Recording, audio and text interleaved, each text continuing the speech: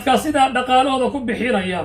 ee ganacsatada ah ee masaakiintaas u awood sheeganaya war soo ma ogidin rabbi weyne hortii in laydingay doono dadkan masaakiinta ah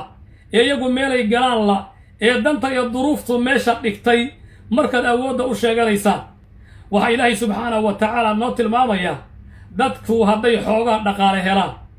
inay dadka masaakiinta u awood sheegtaan waxa alla weyna yidhi ina alinsana la yadqa an ra'ahu istaqna insaanku waxa weeyaan waa kibraa hadduu is arko xoogaa inuu markaa wax jeebkiisu kuusmo hadduu is arkaba inuu deeqtoomayo dhaqaale haystaa waa kibraa dadka marka waxa weeyaan lacagta la wareegaya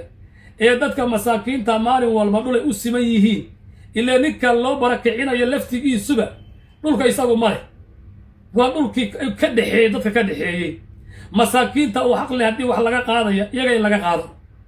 si aan looga burburin dhismooyinka